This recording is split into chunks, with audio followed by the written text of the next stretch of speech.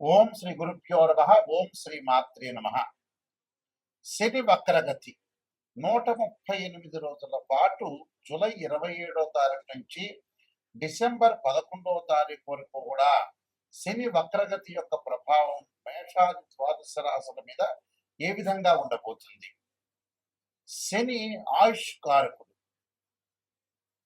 అంటే ఆయుష్ని ఇచ్చేవాడు ప్రధానంగా శని. పనులలో ఆలస్యం చేయకుండా, అంటే పనులలో ఆలస్యం చేసే గ్రహం ఏమిటి అంటే శని. అంటే శని వల్ల కొన్ని యోగాలు కూడా ఉంటాయి. అంటే చెడు యోగాలు ఉన్నాయి, మంచి యోగాలు ఉన్నాయి. అలానే శశి మహాపురుష యోగాలు ఉంటాయి. అలానే చెడు యోగమైన పునర్భవ దోషం కూడా ఏర్పడుతూ ఉంటుంది. అంటే శని చంద్రుడి యొక్క కలయిక వల్ల శని శని చంద్రుడి మీద దృష్టి ఉండటం వల్ల, చంద్రశనుల యొక్క పరస్పర దృష్టి వల్ల కూడా పునర్భవ దోషం అనేది కాలయాపన జరిగే అవకాశాలు ఎక్కువగా ఉంటాయి.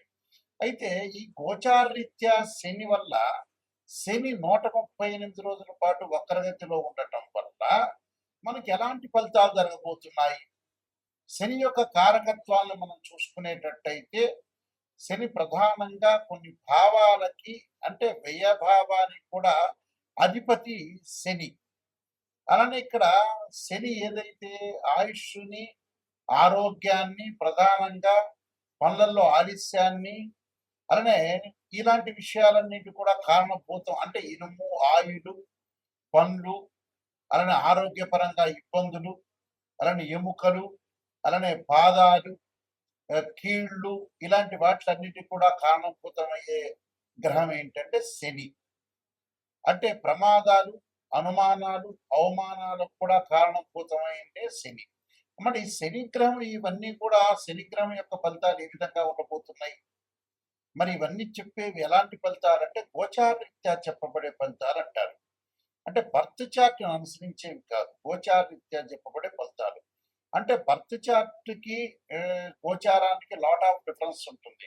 అంటే ఒకటి ట్రాన్సిట్ సిస్టము, ఒకటేమో నాటల్ చార్ట్, అంటే బర్త్ చార్ట్ అంటారు. ఇప్పుడు చెప్పే గోచారం అనేది 20% ఫలితాన్ని నిర్ణయం చేస్తుంది. అందులో మన ఈ 138 రోజుల పాటు శని యొక్క ప్రభావం ఏంటి, వృత్తి, ఉద్యోగ, వ్యాపార రంగాల్లో ఏ విధంగా ఉండాలి, వివాహపరంగా ఏ విధంగా ఉండాలి, ప్రమాదాలు, ఇళ్ళు కొనుగోలు చేయటం, వస్తువులు కొనుగోలు చేయటం, అలానే ఆరోగ్యపరంగా ఎలాంటి ఇబ్బందులు కలగబోతున్నాయి, కోర్టు సమస్యలు ఏ విధంగా ఉండబోతున్నాయి, సంతానపరంగా సమస్యలు ఏ విధంగా ఉండబోతున్నాయి అని చెప్పగలిగేది శని యొక్క ప్రభావం కూడా అన్ని స్థానాల మీద. అంటే ఏ భావం, ఏ భావాధిపతి ఉంటుందో ఆ భావాధిపతి మీద కూడా శని యొక్క ప్రభావం, దృష్టి అనేది ఉంటుంటుంది సహజంగా. ఎందుకంటే మకర కుంభ రాశ్యాధిపతులకు శని అయ్యాడు. భావాధిపతి వేరు, ఇక్కడ రాశ్యాధిపతి వేరు, అక్కడ ఉండే గ్రహం వేరు. ఇక్కడ గోచారరీత్యా శని యొక్క ఫలితం ఏ విధంగా ఉండబోతుంది, వక్రగతిలో ఉండటం వల్ల ఎలాంటి ఫలితాలు ఉన్నాయో ద్వాదశ రాశులకు మనం తెలుసుకుందాం. కన్యా రాశి వారికి ఏ విధంగా ఉండబోతుంది?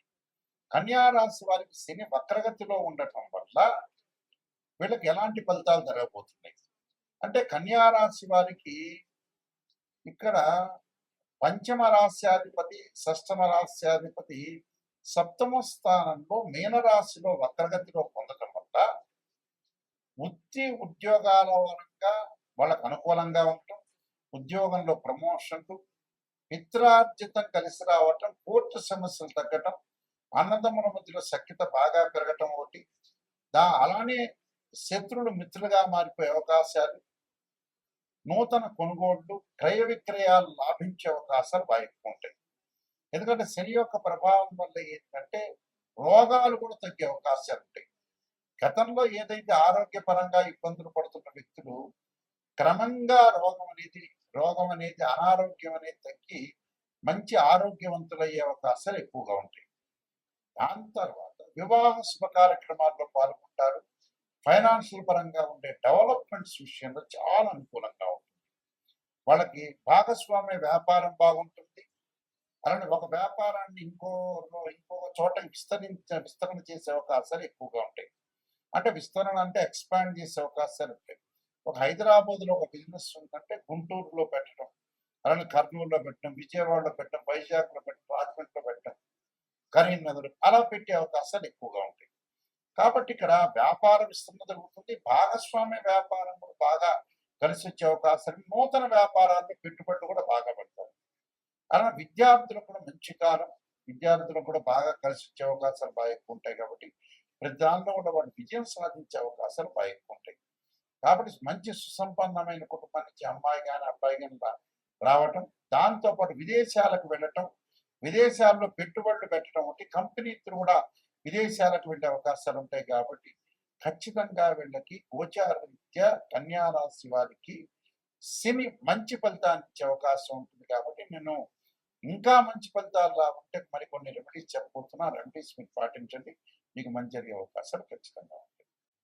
ఈ యొక్క శని యొక్క దోషం పోవడానికి మీరు చేయాల్సింది ఏమిటి అని అంటే, శనికి అధిదేవత, ప్రత్యదేవత, అధిష్టాన దేవతలు, అంతరిక్ష దేవతలు అనేవాళ్ళు ఉంటారు. ఈ అంతరిక్ష దేవతలో శనికి ప్రధానంగా దక్షిణకాళి స్తోత్రాన్ని ఒక దేవాలయంలో అంటే శివాలయంలో కానీ ఆంజనేయ స్వామి దేవాలయంలో కూర్చొని దక్షిణాకాళి యొక్క స్తోత్రాన్ని పాలన చేయడం చాలా మంచిది. దానితో పాటు శనికి అధిదేవత, ప్రత్యదేవతలు, అంతరిక్ష దేవతలు అనేవాళ్ళు ఉంటారు కాబట్టి అంతరిక్ష దేవత దక్షిణకాళి స్తోత్రాన్ని పాలన చేయాలి. అలానే శనివారం రోజున కానీ ఆదివారం రోజు కానీ కాలభైరవాష్టకాన్ని చదువుకోవడం చాలా మంచిది. ఈ కాలభైరవాష్టకాన్ని చదువుకోవటం వల్ల మనకు మంచి జరిగే అవకాశాలు ఖచ్చితంగా ఉంటాయి. అలానే శనివారం రోజున ఈ 138 రోజుల శనివారం, ఒక శనివారం రోజున నల్ల నువ్వులు బెల్లాన్ని కలిపి కుండలలాగా తయారు చేసి ఒక దేవాలయంలో ప్రధాన అర్చకులకు ఇస్తే ప్రధాన అర్చకులు అందరికీ కూడా వితరణ చేసే అవకాశాలు ఖచ్చితంగా ఉంటాయి. దాంతో పాటు శనీశ్వర హోమము అలానే 19,000 సార్లు శని జపాన్ని చేసుకోవటం కూడా చాలా మంచిది. అలానే ఆరోగ్యపరంగా ఇబ్బందులు కలుగుతున్న వ్యక్తులకి నువ్వుల నూనెతో శివుడికి అభిషేకం చేయటం ఒకటి. శరీర జర్జరీభూతే వ్యాధిగ్రస్తే కలేబరి ఔషధం జాహ్నవీతోయం వైద్యో నారాయణ హరి మంత్రాన్ని చక్కగా చదువుకోవాలి. నీలాంజన సమాభాసం రవిపుత్రమాకృతం ఛాయా మార్తాండ సంభూతం తం నమామి శనీశ్వరం అనే మంత్రాన్ని చక్కగా చదువుకోవటం. అలానే నల్ల నువ్వులు, అలా నల్లని వస్త్రము, నల్లని గొడుగు, నల్లని చెప్పులు, నల్లని మేకు దానం చేయటం వల్ల కూడా శని యొక్క దోషం పోయే అవకాశాలు ఖచ్చితంగా ఉంటాయి. కాబట్టి తప్పకుండా ఈ శని యొక్క పరిహారాలు చేసుకుని ముందుకు వెళ్ళాలి. దాంతో పాటు ఇవన్నీ కూడా గోచారరీత్యా చెప్పబడే ఫలితాలు అంటారు. గోచారం ఎప్పుడూ కూడా ఈ 138 రోజుల పాటు వృత్తిపరంగా ఎలా ఉంటుంది, ఉద్యోగపరంగా ఎలా ఉంటుంది, వ్యాపార పరంగా ఎలా ఉంటుంది, ఎలాంటి నిర్ణయాలు తీసుకోవాలి, ఎలాంటి నిర్ణయాలు తీసుకుంటే మనకు మంచి జరుగుతుంటుంది, ఎలాంటి చెడు ఫలితాలను మనం ఎలా ఓవర్కమ్ చేస్తాం అనేది తెలుసుకోవాలి. అలానే విద్యార్థులకు ఎలా ఉండబోతుంది, మరి విద్యార్థులు ఎలాంటి నిర్ణయాలు తీసుకోవాలి, స్త్రీలు ఎలాంటి నిర్ణయాలు తీసుకోవాలి, కోర్టు సమస్యలు ఏంటి, భూములు, రైతులు, పొలాలు కొనుగోలు చేయటం, అలానే కోర్టు సమస్యలు రాకుండా, పోలీస్ స్టేషన్ సమస్యలు రాకుండా ఎలాంటి తగు జాగ్రత్తలు తీసుకోవాలి.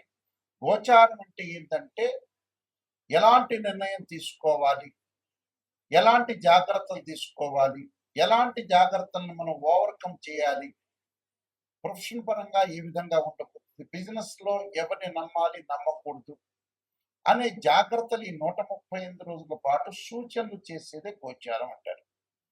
గోచారానికి బర్త్ చార్ట్కి లాట్ ఆఫ్ డిఫరెన్స్.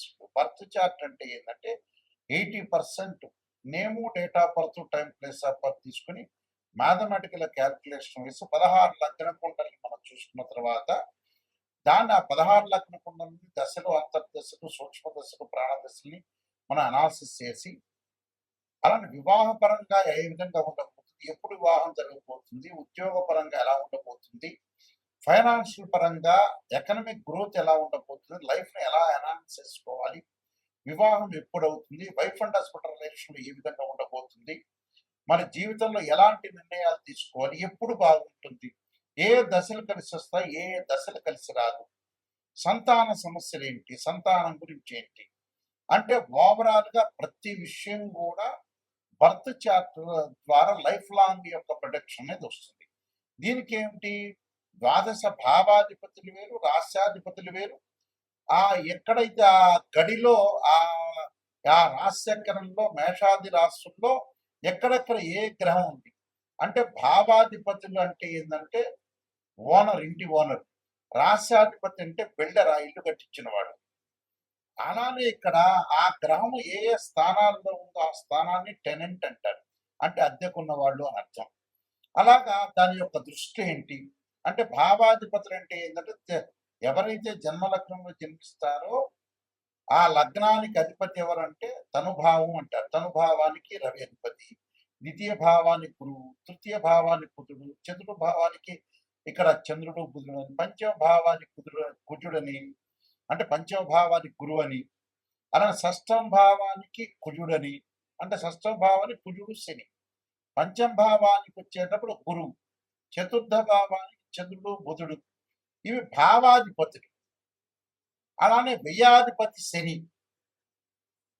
అంటే మనం ప్రతిదీ కూడా భావాధిపతులే కాకుండా రాస్యాధిపతులు, ఆయా గ్రహాలు ఏ రాసుల్లో ఉన్నాయో కూడా మనం చూసుకొని ముందుకు వెళ్ళాలి.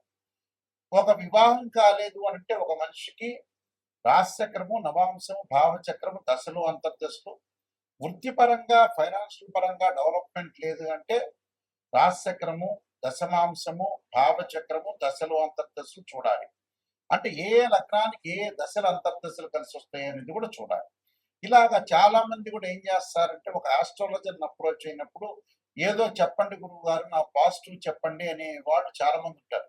నిజంగా పాజిటివ్ అనేది కాదు. ఫస్ట్ నెగిటివ్ తెలుసుకున్న తర్వాత పాజిటివ్. నిజం అనేది నిప్పు లాంటిది. అసత్య దూరం అంటే సత్య దూరం అని అర్థం. అంటే సత్య దూరంగా మనం ఏదైతే నిజం తెలుసుకున్నామో దాన్ని మనం ఎలాగా అంటే అసలు ఎప్పుడైతే నిజం మనం తెలుసుకుంటామో, నిజాన్ని మనం తెలుసుకొని నెగిటివ్‌ని ఎప్పుడైతే తెలుసుకుంటామో, ఆ నెగిటివ్‌ని మనం పాజిటివ్ చేసుకోవడానికి ఓవర్‌కమ్ చేస్తే మనం కంప్లీట్ మ్యాన్ అయినట్టే. అంటే నెగిటివ్‌ని పాజిటివ్ చేస్తే మనం కంప్లీట్ మ్యాన్ అయినట్టే. అబద్ధాల ముసుగులో మనం ఉండటం అనేది మంచిది కాదు. ఎప్పుడైనా సరే ఆస్ట్రాలజర్‌ని అప్రోచ్ అయ్యేటప్పుడు కరెక్ట్‌గా నిజం తెలుసుకుంటే మీ జీవితం బాగుపడినట్టే. ఏదో ఆస్ట్రాలజర్స్‌కి మనం డబ్బులు ఇచ్చాం కదా, మాస్టర్ చెప్పండి అనేది కరెక్ట్ కాదు. అందువల్ల నిజాన్ని తెలుసుకోండి. ఆ నిజాన్ని తెలుసుకొని ఏదన్నా జాతకపరంగా నెగెటివ్ ఉంటే దాన్ని ఓవర్‌కమ్ చేసుకుంటే కంప్లీట్ అవుతుంది. మా వెబ్‌సైటు www.nayakanti.com, nayakanti.in. నేను నంబర్ ఆఫ్ ఆస్ట్రాలజీ బుక్స్ రాశాను. కాలసర్పయోగం, కాలసర్పయోగ చంద్రిక, రాహుకేతులు, ఛాయాగ్రహాలు, బృహత్ పరిహార సింధు, పుత్ర గణపతి వ్రతము, స్వప్న శాస్త్రము, సర్వదేవతా ప్రవర్తన పార్ట్ 1, పార్ట్ 2. అలానే ముఖ్యంగా నవగ్రహ దోషాలకి ద్వాదశ మహావిద్యల యొక్క స్తోత్ర పారణాలు, వివాహ మార్తాండము, జాతక Chandrika, production of astrology, transits of results అనే బుక్స్ రాశారు. మీరు అన్నీ కూడా నిజంగా నెగిటివ్ తెలుసుకొని దాన్ని పాజిటివ్ చేసుకోవడం ఎలా అనేది పాయింట్ ఆలోచన చేయండి. ఎందుకంటే మ్యాథమెటికల్లో డిగ్రీల్లో ప్రతిదీ కూడా అనాలిసిస్ చేస్తేనే మనకు తెలుస్తుంది. గోచారం అనేది 20% సపోర్ట్. ఈ 135 రోజుల పాటు ఎలాంటి సూచనలు, ఎలాంటి నిర్ణయాలు తీసుకోవాల్సిన అవసరం ఉంటుందనేది చూసుకోవాలి. ఎందుకంటే గోచారిత్య శని ఎలాంటి శని ప్రభావం, అలానే అర్ధాష్టమ శని, అష్టమ శని, కంటక లేదా పొంగు శనిలో ఏ విధంగా ఉండబోతున్నారు, ఎలాంటి పరిహారం చేసుకోవాలి అంటే నేను చెప్పిన పరిహారాలన్నీ కూడా మీరు చేసుకుని ముందుకెళ్తే మీకు మంచి జరిగే అవకాశాలు ఖచ్చితంగా ఉంటాయి. మీకు అందరికీ కూడా స్క్రీన్ మీద స్క్రోలింగ్ అవుతున్న నెంబర్ కనపడుతుంది. ఆ నెంబర్కి నాకు కాల్ చేయొచ్చు. మీ అందరికీ కూడా పరమేశ్వరుడు యొక్క కరుణాకటాక్షం ఉండాలని ఆశిస్తూ సర్వే జనా సుఖినో భవంతు.